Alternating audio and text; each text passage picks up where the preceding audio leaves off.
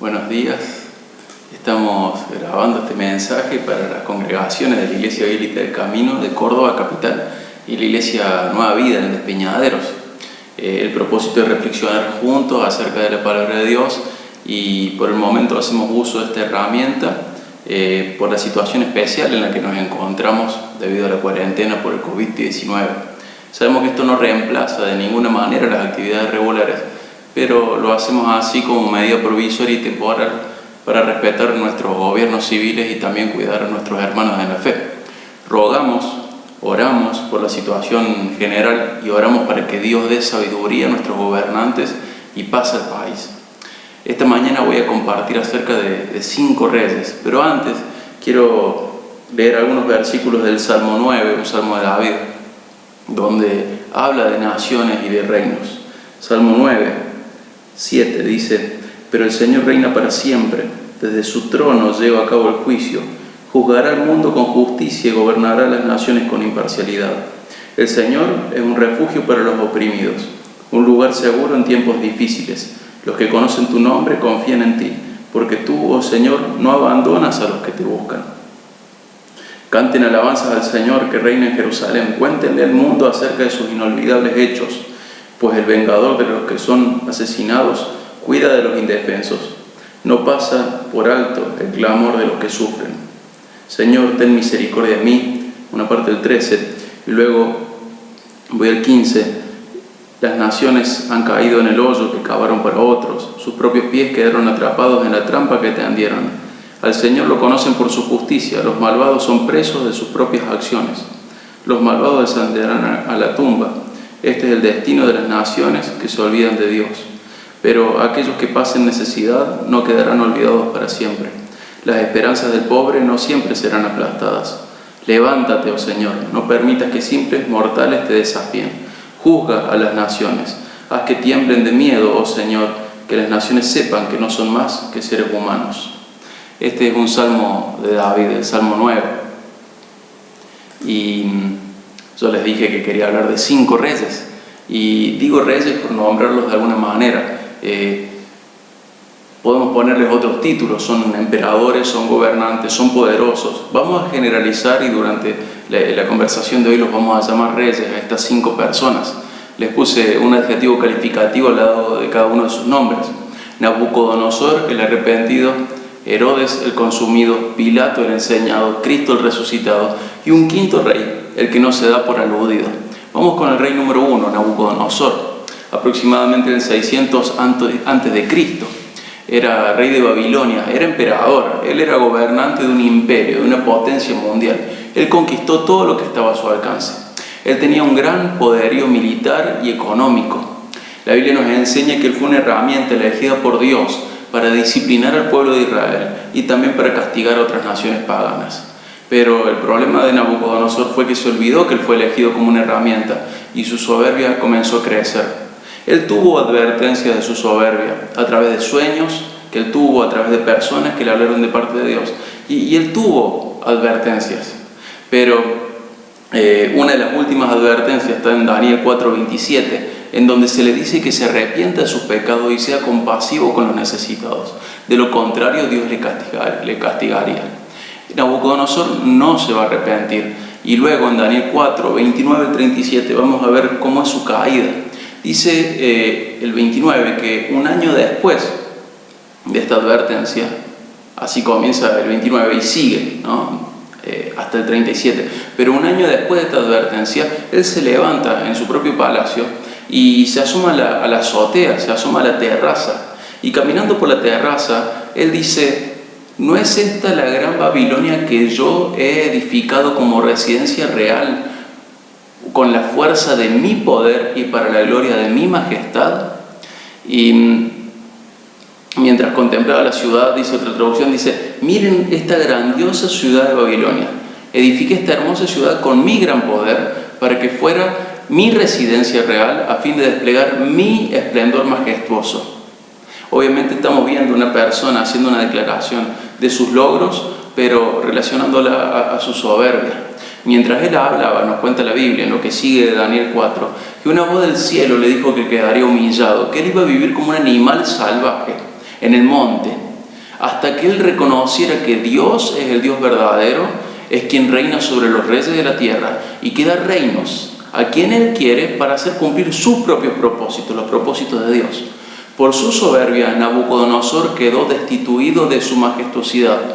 Luego de 7 años de vivir como un salvaje en el monte, dice la Biblia que comía pasto, que tenía el pelo como plumas ya, y tenía las uñas como garras. Luego de 7 años de vivir así como un animal salvaje, Nabucodonosor se arrepintió. Y dice el versículo 34 de Daniel 4, que él se arrepintió al mirar el cielo y reconoció el Altísimo. ¿Por qué Altísimo? Porque era superior a todo lo demás. Y lo glorificó y dijo que él vive para siempre y que su dominio es un dominio eterno. Y en el 4.35 de Daniel, lo voy a leer, al 4.35 de Daniel, dice así: todos los habitantes de la tierra son considerados como nada, pero él actúa conforme a su voluntad en el ejército del cielo y entre los habitantes de la tierra. Nadie puede detener su mano ni decirle ¿qué has hecho? Y dice la Biblia que en ese momento él recobró su razón, que le fue devuelta su majestad, su esplendor. Y él termina esta parte diciendo que Dios puede humillar a los que caminan con soberbia. Y es lo que había sucedido con él. En otra traducción dice así el 4.35, que el dominio desde el 34, el dominio de Dios es perpetuo, eterno es su reino. Todos los hombres de la tierra no son nada comparados con él. Él hace lo que quiere entre los ángeles del cielo y entre la gente de la tierra, y nadie puede detenerlo ni decirle ¿por qué haces estas cosas? Y termina también esta parte diciéndole es capaz de humillar al soberbio. Y vemos el primer rey, un rey soberbio, castigado por su soberbia, pero un rey arrepentido. Nabucodonosor, el rey arrepentido, es el rey número 1, del que te quiero hablar hoy. El rey número 2 es Herodes Agripa, más o menos vamos a situarnos en el 44 después de Cristo. Herodes Agripa es el nieto de Herodes el Grande, es el nieto de aquel rey que mandó matar todos los niños que eran menores de 2 años cuando Jesús nació. En Hechos 12, más o menos 10 años después de que Jesús resucitó, de que fue crucificado, sepultado y resucitado, más o menos 10 años después de eso, dice la Biblia en Hechos 12:2 que él hizo decapitar a Santiago, el hermano de Juan, Santiago, uno de los boanerges, apóstol de Jesucristo.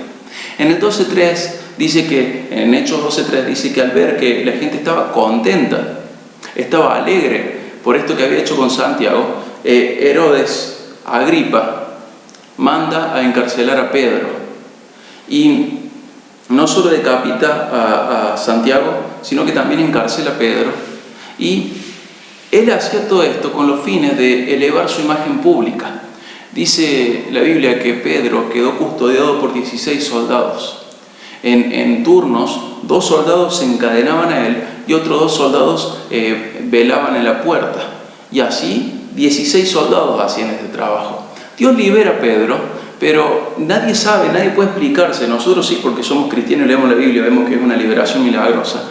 Pero a nivel militar, a nivel de Herodes, a nivel pagano, terrenal, nadie sabe cómo Pedro salió de ahí.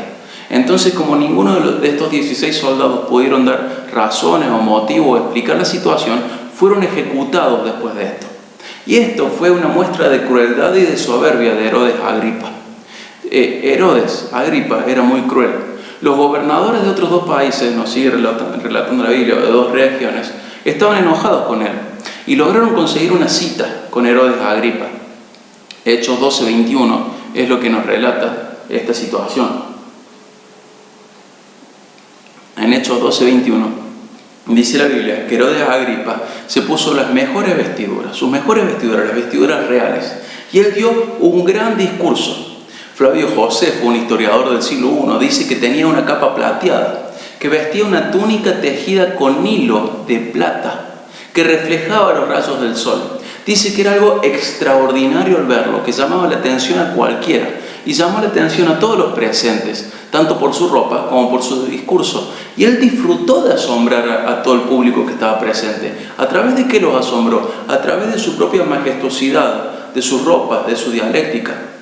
En el 12:22 de Hechos dice que la gente alabó el discurso, pero la multitud no solo alabó el discurso, sino que dijeron que habían escuchado hablar no a un humano, sino que al escuchar a Herodes habían escuchado hablar a un Dios. Literalmente la Biblia dice así en Hechos 12:22, no hemos escuchado hablar a un hombre, hemos escuchado hablar a un Dios. Y la multitud se apasiona con Herodes, le aplaude, vitorea, se vuelve loca por Herodes y alaba a Herodes como si fuera un Dios, y Herodes lo disfruta y no hace nada al respecto. Entonces en Hechos 12:23 dice que como Herodes no dirigió esa gloria a Dios, sino que Herodes la acaparó para sí y se dejó alabar como si él fuera un Dios. Y dice la Biblia que Dios, el Dios verdadero, lo castigó, y Herodes Agripa murió comido por gusanos. Este es un rey que no reconoció su humanidad, no reconoció su fragilidad, sino que se dejó alabar como si fuera un Dios, sin darle gloria al verdadero Dios, y recibió el castigo que merecía por no glorificar a Dios. Si te interesa estudiar al respecto, lee Romanos 1 y vas a ver lo que pasa con la gente que no da gracias y no glorifica a Dios. También la Biblia dice en otros lugares que Dios es celoso de su gloria y no se la quiere compartir con nadie. Acá Herodes es castigado por no reconocer su fragilidad, no reconocer su humanidad, no reconocer su vulnerabilidad, y él aceptar esta alabanza como si él fuera divino, como si él fuera Dios. Y Dios, el verdadero Dios, lo castiga. Y dice la Biblia que en ese momento es castigado por Dios. Y dice la historia, Flavio Josefo nos cuenta que 5 días después, Herodes Agripa muere a la edad de 54 años de vida. Entonces, este otro rey, segundo rey, Herodes Agripa, el rey consumido, el rey castigado. Otro rey es el rey enseñado, el que tenía mucho por aprender. Ahora nos vamos a situar alrededor del 30 después de Cristo. Vamos a hablar de Pilato, de Poncio Pilato. Poncio Pilato técnicamente no es rey, es procurador de Judea. Sin embargo, le vamos a decir rey por lo que decíamos al principio. 5 reyes de los cuales tenemos que aprender y ver algunas situaciones, algunas semejanzas, algunas advertencias que van a bendecir nuestra vida al verlas. Le decimos rey, pero solamente por una cuestión de practicidad. Poncio Pilato, era técnicamente el procurador de Judea, no era un rey. Sin embargo, era una persona muy poderosa. En una carta de Agripa I, o de Herodes Agripa, el que acabamos de mencionar, citada por Filón, habla de Pilato y presenta a Pilato como un hombre de carácter inflexible, implacable, obstinado, violento, cruel, con un gobierno atroz y con numerosas ejecuciones sin juicio previo. O sea que Herodes, si a usted le interesa, puede estudiar la historia de Herodes y va a ver que ninguno de los Herodes han sido gente muy bondadosa, sino que han sido personas malas, han sido personas peligrosas, han sido personas crueles. Pero uno de estos Herodes Agripa I, del que acabamos de leer, cuando menciona a Pilato, dice que Pilato es cruel, que Pilato es violento, que su carácter es inflexible, que es implacable, que es obstinado, que es cruel y que ejecuta casi a mansalva a la gente, sin juicio. Él hace numerosas ejecuciones. Y es una persona con muchísimo poder. Es el representante de Roma en Judea. La Biblia nos cuenta en Juan 19, 9 al 11, que hay un encuentro entre Jesús y Pilato. Este encuentro es luego de que Jesús fue arrestado. Este encuentro es previo a que Jesús sea crucificado. Y la Biblia en Juan 19, 9 al 11 nos relata este diálogo entre Jesús y Pilato. Pilato increpó a Jesús. ¿Cómo se atrevía Jesús a no contestarle? Pilato increpa a Jesús. ¿Qué? ¿A mí no me vas a hablar? ¿No me vas a contestar a mí? ¿No sabes quién soy? ¿No sabes que yo soy el que tiene potestad para soltarte y matarte? Ese es el tono con el cual se dirige Pilato a Jesús, registrado en Juan 19. Pero Jesús le responde que la autoridad de Pilato era delegada y que fuera de esa derivación de poder, Pilato no tiene ninguna autoridad sobre Jesús. Todo lo que Pilato hiciera, todo lo que Pilato había hecho, todo lo que Pilato va a hacer, está controlado, está limitado por alguien superior a él, que no es César, es Dios mismo. Pilato tenía poder porque Dios así lo había decidido. Y aunque fuera mucho poder, su poder era derivado, era delegado, su poder estaba limitado. El único que tiene verdadero poder es aquel que está sobre todos. Es el que es realmente soberano, el que hace lo que realmente quiere. El único libre de hacer todo lo que quiere es Dios. Pilato es este rey, entre comillas, procurador de Judea, pero este rey enseñado, Pilato tenía mucho que aprender. Se había tomado atribuciones sobre la vida y la muerte de otros, pero en realidad solo era una simple herramienta más del Dios verdadero. Pilato, el rey enseñado. Y vamos al cuarto rey, el rey resucitado. Supongo que sabes de quién estoy hablando. Hoy mismo, domingo, celebramos este rey de una manera especial, aunque nosotros los cristianos lo celebramos semanalmente y también diariamente. Pero este domingo es especial porque tenemos un motivo extra, no un motivo extra, una situación extra, mejor dicho, para celebrar la resurrección de este rey, el rey resucitado. Jesús es el rey que resucitó. En 1 Corintios 15, 3 al 4, Pablo, y me gusta decirlo así, Dios a través de Pablo dice que Jesús murió por nuestros pecados, fue sepultado y también resucitó. Y todo esto fue cumpliendo las profecías que había sobre su vida, sobre su muerte y sobre su resurrección. Hubo en el pasado muchas sombras de su obra, muchas prefiguraciones, pero hoy podemos prestar especial atención a la primer Pascua. Pascua significa pasar por alto. Hace 3.500 años, Dios liberó a Israel de Egipto. En torno a eso, en ese contexto, se da la primer Pascua. Al mismo tiempo que Dios va a liberar a Israel de Egipto, de la esclavitud, al mismo tiempo Dios va a ejecutar su juicio sobre todos los que no habían seguido unas instrucciones muy claras de parte de Él. Cada familia debía matar un cordero, pintar los marcos de su puerta, los dinteles, con la sangre de ese cordero y prepararse para salir de Egipto dejando atrás la esclavitud. Si una familia no tenía su marco o su dintel manchado con la sangre del cordero, en esa familia Dios iba a ejecutar su juicio, un juicio de muerte. Esta debe haber sido una de las noches más horribles de la historia de la humanidad. Por un lado, tenemos un pueblo que siguió las instrucciones de Dios. Me refiero a un pueblo espiritual que siguió las instrucciones de Dios y que el juicio de Dios pasó por alto sobre ellos. Pero por otro lado, tenemos un pueblo incrédulo a Dios, que no siguió a Dios, no quiso escucharlo en el pasado a Dios, fue rebelde a Dios. Y por un lado vamos a tener expresiones de gozo, de alegría, y por el otro lado vamos a tener expresiones de llanto, de tristeza, de dolor. Y la diferencia entre estos dos pueblos, entre estos dos grupos de familias, es que unos tenían la sangre de un cordero sacrificado sobre sus marcos, sobre los marcos de sus puertas, y otros no, porque habían decidido darle espalda a Dios. Si una familia no tenía esa sangre del cordero en su marco, iba a recibir el juicio de Dios, este juicio de muerte. Pero donde estuviera esa sangre, el castigo de Dios iba a pasar por alto. Pascua significa eso, pasar por alto. Y vemos en esta situación que murieron. ¿Quiénes murieron? Murieron incrédulos y también murieron corderos. ¿Y quién sobrevivió? El pueblo de Dios, el pueblo que tuvo fe en Dios y expresó esa fe. ¿Cómo expresó esa fe? Expresó esa fe en obedecer y creer que esa obediencia era útil para ser salvos del juicio de Dios. Pascua significa eso, pasar por alto. Dios pasó por alto su juicio sobre aquellas personas que siguieron sus instrucciones. Pero hubo muertos, incrédulos por un lado y corderos por otro. Y Jesús estaba prefigurado en todos esos corderos. Él fue sacrificado como un cordero, capaz de salvarnos del juicio de Dios a todos los que creemos en Él.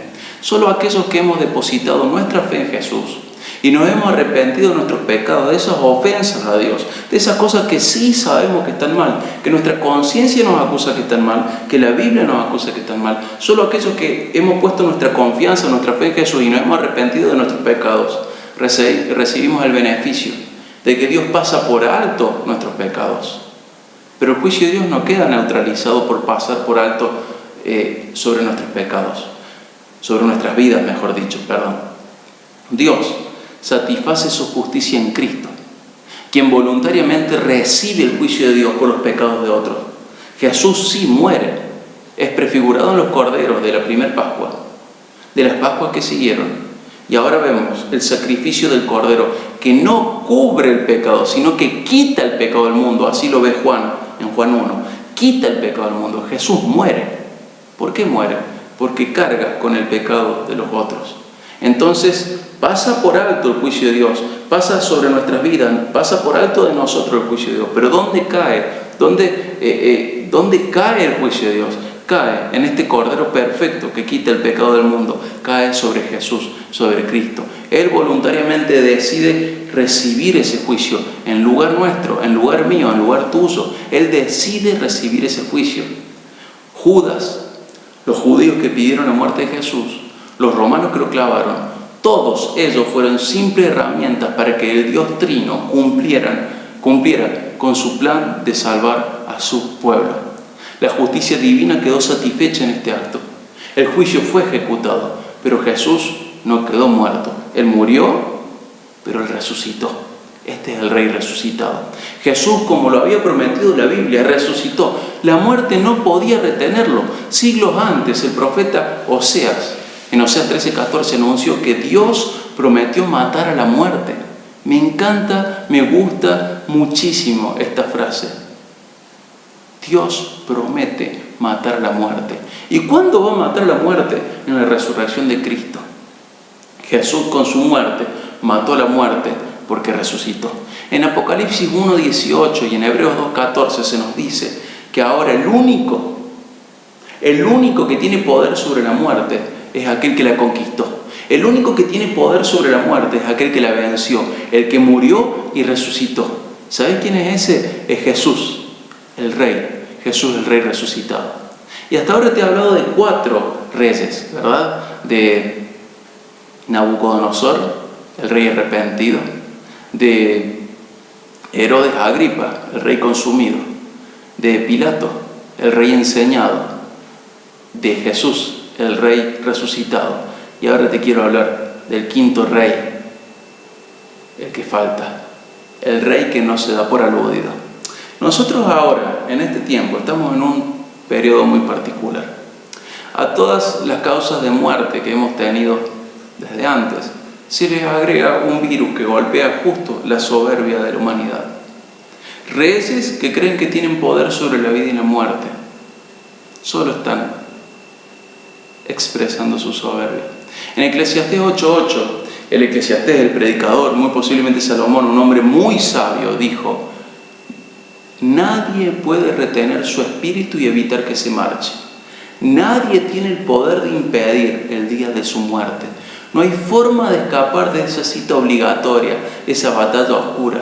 Y al enfrentarse con la muerte, la maldad no rescatará al malvado. ¿Qué está diciendo Eclesiastés 8:8? Está diciendo que nadie puede impedir morir, ni tampoco puede elegir qué día morir. Eso está en potestad del Rey resucitado.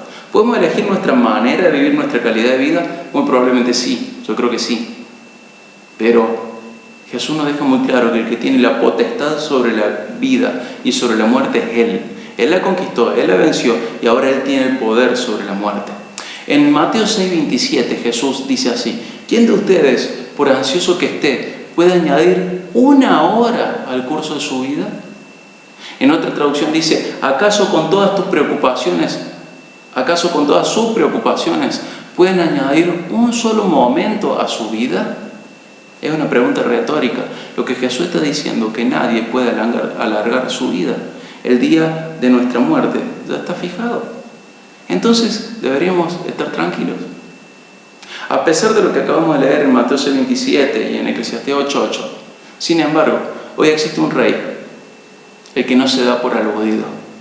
Y no es un rey, son millones de reyes. Vos, rey, a vos te hablo. No seas como Nabucodonosor, que alimentó su soberbia por los logros que el Dios verdadero le dejó conquistar, sean títulos, propiedades, posesiones o incluso un entorno familiar. No seas soberbio. Reconoce que toda buena dádiva viene de Dios, todo regalo bueno, toda cosa buena en la vida, incluso el latido del corazón que ahora estás disfrutando, la respiración que estás disfrutando, todo lo bueno ha sido dado de parte de Dios. Todo lo bueno en tu vida tiene una fuente primaria y excluyente a todas las otras, Dios. No seas como Nabucodonosor en eso, no seas soberbio, sé como Nabucodonosor en otra cosa, arrepentite. No seas como Herodes Agripa, creyendo que tu valor personal es superior al del resto de los mortales. Reconoce que solo sos uno más del montón, como yo, como otros. No seas como Herodes Agripa, que no fue agradecido a Dios y no le glorificó, y se dejó alabar y glorificar sin pensar en Dios, sino solo en alimentar su propia autoestima. No seas como Herodes Agripa. Tampoco seas como Pilato, ignorante, creyendo que controla cosas que no puedes controlar, solo porque otros humanos le han dado títulos de autoridad. No puedes controlar nada. Vos, rey o reina, que haces lo que querés con tu vida, con tu sexualidad, con tu matrimonio, con tu familia, incluso con tu iglesia y tu manera de entenderla. Vos, que ejerces cierto señorío sobre tu vida, arrodíllate frente al Rey resucitado, sométete a su ley, camina en sus pasos, refleja su carácter. Deja tu corona a los pies del verdadero Rey, de aquel que resucitó. Él es el único y verdadero Rey. Él venció la muerte, Él es invencible. ¿Estás seguro de que querés ser rebelde y pelear contra Él? Depone tu rebelión. Por favor, corre a Cristo pidiendo perdón. El Salmo 9, 19 al 20, contiene una oración de David que está siendo respondida ahora una vez más. Dice así: levántate, oh Señor, no permitas que simples mortales te desafíen. Juzga a las naciones, haz que tiemblen de miedo, oh Señor, que las naciones sepan que no son más que seres humanos. ¿Acaso el virus que te tiene acorralado no te está recordando que sos solo un simple humano? Entonces, ¿no deberías hacer las paces con tu Creador? ¿No deberías deponer tu rebelión y entregar tu corona, Rey que no te das por aludido, y dejar de reinar sobre tu vida y reconocer su señorío? Dice David, pidiéndole a Dios que las naciones sepan que no son más que seres humanos. Sos un simple humano. Y tenés que reconocer tu condición de vulnerabilidad y fragilidad y no ser como Herodes Agripa, que creyó que era un Dios. Sos un simple humano. Y gloria a Dios por este virus que nos acorrala para recordar las verdades eternas, recordar lo que realmente tiene trascendencia, recordar lo realmente valioso. Gloria a Dios por este virus que nos recuerda lo frágiles y vulnerables que somos. Gloria a Dios por este virus que hace que nuestras coronas se opaquen y que busquemos en la Biblia lo que tenemos que hacer, que seamos guiados por el Espíritu Santo para poder entender la ley de nuestro Dios y ponerla en práctica. Gloria a Dios por esta pandemia que nos pone de rodillas frente a nuestro Rey resucitado. Gloria a Dios porque esta pandemia nos ubica frente al verdadero Rey y nos baja al lugar al que pertenecemos. Somos simples humanos. Si no confías en Él hoy para salvación, te ruego que depongas tu rebelión y vayas a Él en arrepentimiento de tus pecados y confianza en Él. Si vos ya confías en Él para salvación, pero seguís agarrando tu corona una y otra vez, haz una cosa: agarra tu corona y ponela a los pies de Cristo. Él es digno de que vos reconozcas su señorío y que te sometas en cada área de tu vida, tu economía, tu familia, tu matrimonio, tus amistades, tus hobbies, tus pasatiempos, tu vocabulario, tu dieta, todo, incluso tu manera de entender y de ser iglesia, todo, somételo a Él, no sigas siendo rebelde. Insisto, este Rey venció la muerte. ¿Vos crees que podés hacerle frente y salir vencedor? No seas rebelde a este Rey.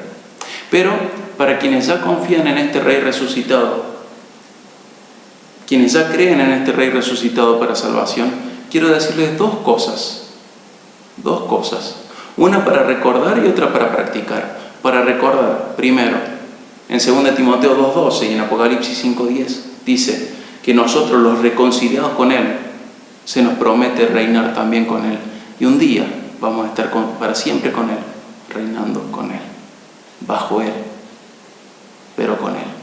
Qué bueno saber que el peor golpe de nuestro enemigo, el peor golpe que nuestro enemigo puede dar, es un golpe que a nosotros, los redimidos, nos lleva a casa para siempre y para reinar con nuestro Rey.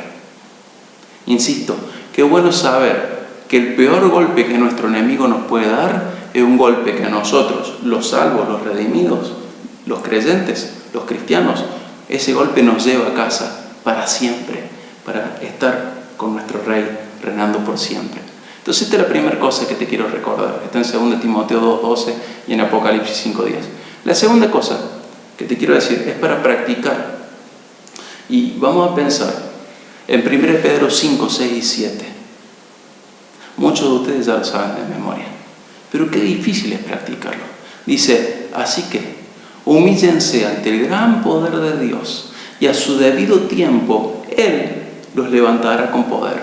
Pongan todas sus preocupaciones y ansiedades en las manos de Dios, porque Él cuida de ustedes. ¿Te das cuenta de esto? Humíllate ante el gran poder de Dios. Él a su debido tiempo te va a levantar con honor. Pone todas tus preocupaciones, todas tus ansiedades en las manos de Dios. ¿Por qué? Ahí tenés el motivo en 1 Pedro 5:7. Porque Él cuida de vos. Hermano, tanto vos como yo tenemos muchas preocupaciones en este momento. La salud y la economía son solo dos de ellas. Y el Señor las conoce y las sabe. ¿Y qué nos dice? Que las pongamos en sus manos. ¿Por qué? Porque Él cuida de nosotros.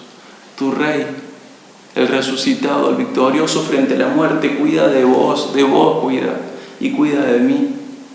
Entonces, caminemos esta vida siguiendo sus pasos, confiando en Él, sabiendo que Él cuida de nosotros.